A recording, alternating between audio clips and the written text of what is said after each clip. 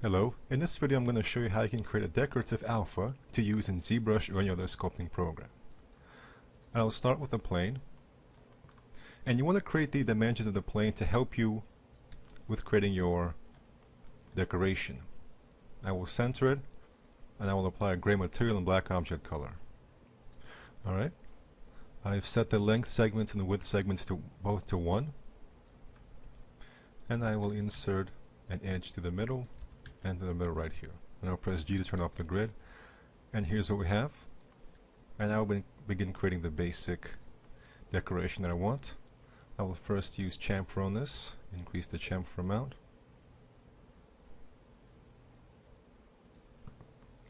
And maybe chamfer here as well. And eventually, as I keep working, you'll see the design that I'm trying to create here.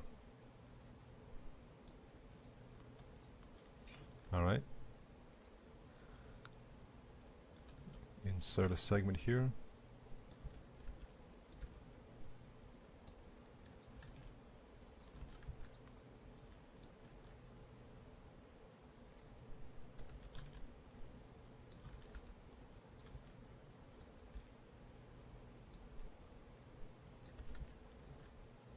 Use the cut tool here.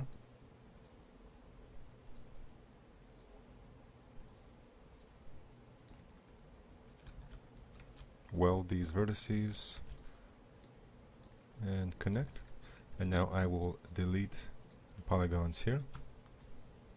Alright, at this point I will apply symmetry and symmetry on the y-axis as well. So you start to get an idea of what kind of effect I'm going for here.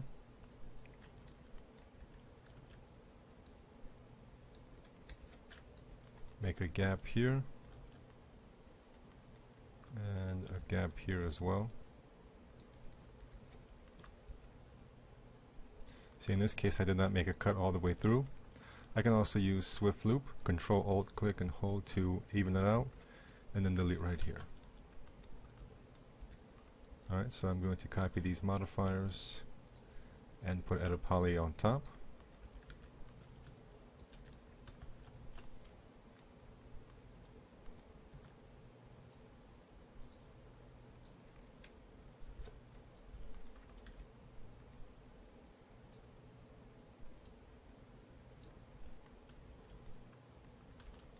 Alright, so here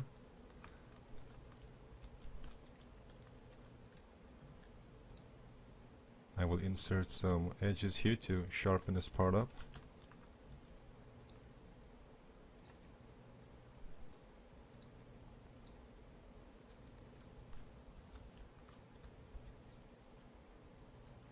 Here I'm going to move them further apart because I want this area to be not as sharp here.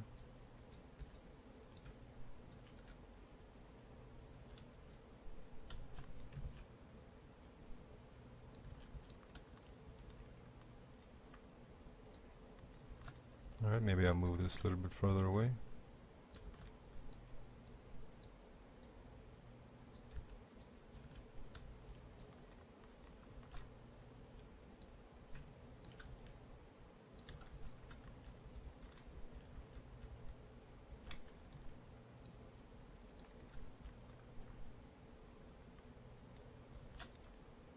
In order to better control this curve here, I will insert another loop through here.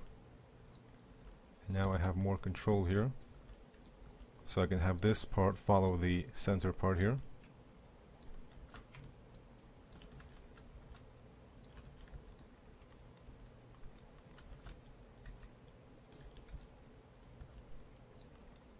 Alright, so here's my basic little decorative piece. Alright, next I will select this vertex and apply symmetry right here. I want to modify this a bit so that the inside is more curved. I want the outside here to be sharp, but I want the inside to be more curved, so I would just modify that a bit.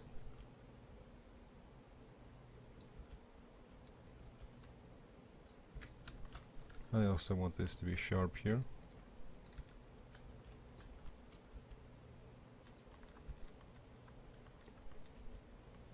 So when you're creating an alpha, it's a good idea to have a good fall-off point. Where exactly does it end? And I think a good place for this to end would be, instead of right here, I want it to end right here. So what I would do is delete this one,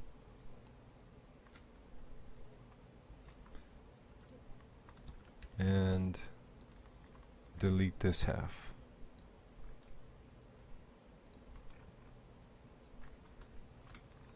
Okay, so we're left with this. I will collapse this. I will center the pivot and move it in the center.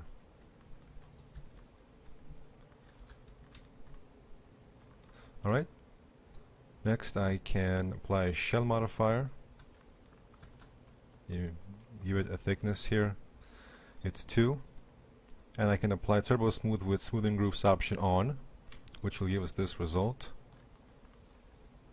So actually what I can do is that I don't want this to be sharp here, so what I can do is select these polygons,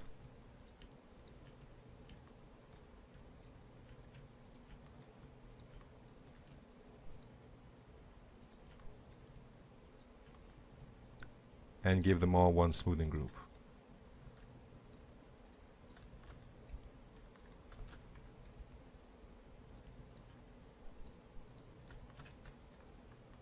There we are. And you can continue to adjust it to get the result you want here. If you want this to be further away or closer here.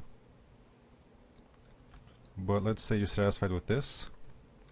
And then on top of that I can put a regular Turbo Smooth to get a little bit of smoothness. And I can set it to have 2 at render time, 2 iterations. Alright, now I need to create, in order for us to capture this, I want to create a plane below this. However, the plane has to be right here on the edge here.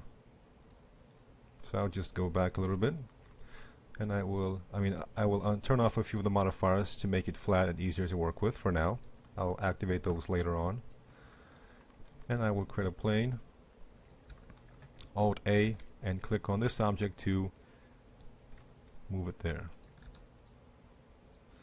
Alright. So what I'm going to do is here under snaps, I will make sure that axis constraints are on. Use axis constraints. If this is off, so let's say that I want this to be at the same position, the same Y position as this vertex right here. Now normally, if I use vertex snaps, activate snaps, if I try and snap this right here, it's going to go right there. So that's going to ruin my plane. However, if I activate use axis constraints and activate an axis simply by clicking on here, now the X is active, now the Z, and now the Y, the movement will be locked to that axis.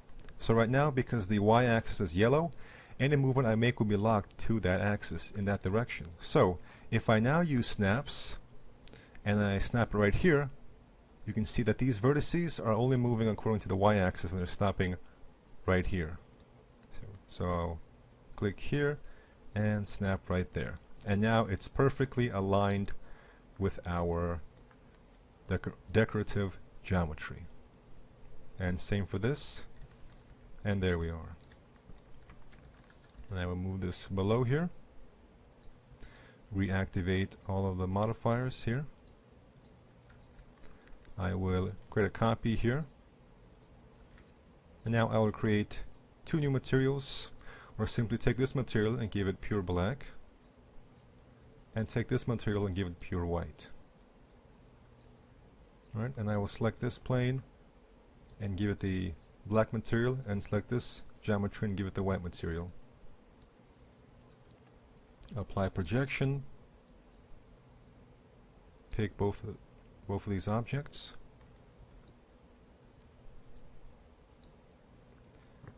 move the cage above them. Alright, and now we're ready to start baking. So I will press 0,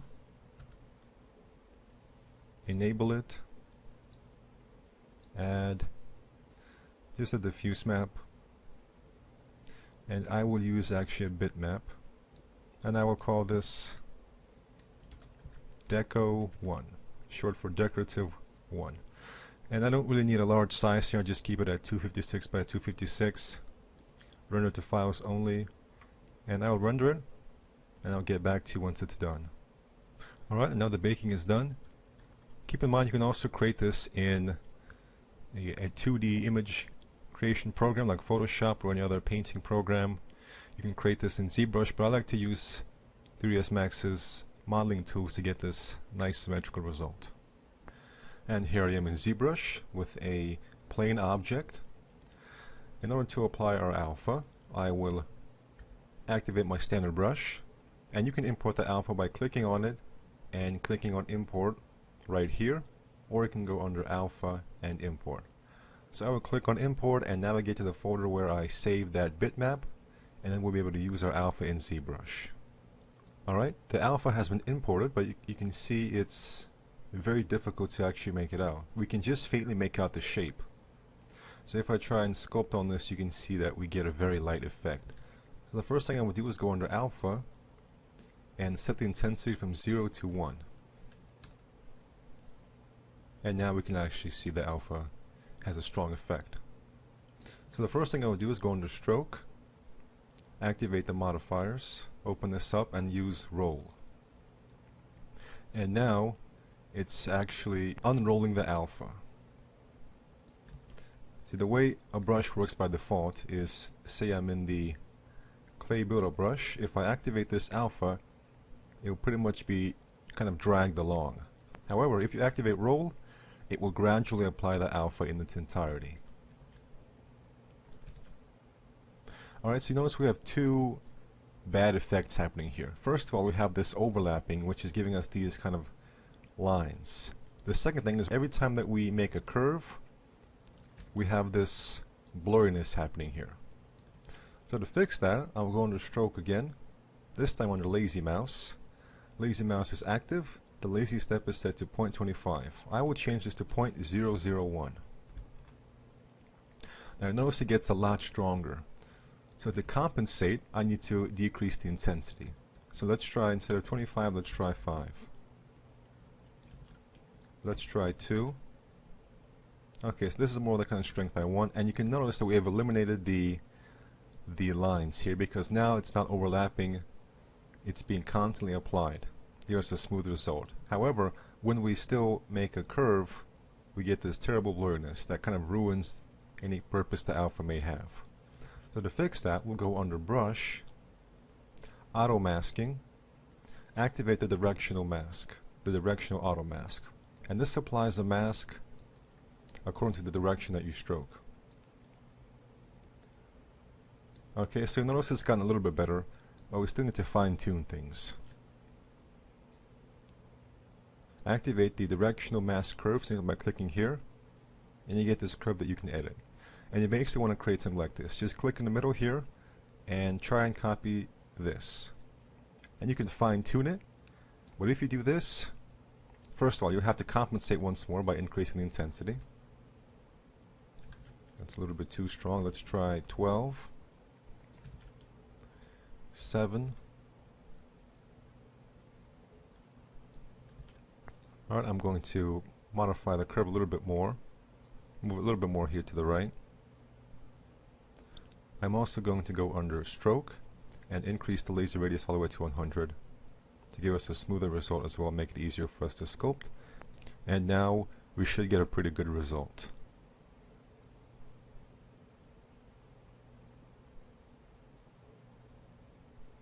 And now we can use this alpha as well as more alphas to sculpt these nice decorative ornamental details on clothing, objects, environments, weapons, and other things like that.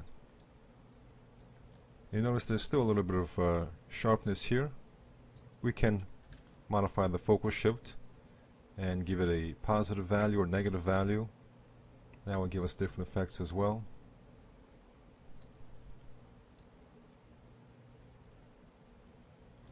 And then once you're done, if you want it to be a little bit smoother, you can go under deformation and apply either a polish or a polish by features to smooth it out a little bit. and you should get a very nice result now, with a minimum of blurring and overlapping.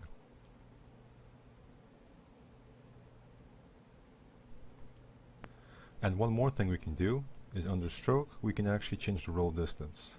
So this is the default 1. If we set it to 2, it will stretch out the alpha to give us this result. If we make it less than 1, for example 0.5, it will squash the alpha in half. Just another way to get a slightly different result. If, for example, you want it to be just a little bit longer, you can set it to something like 1.25, which will just make it a little bit longer than the default. Thank you for watching, and take care.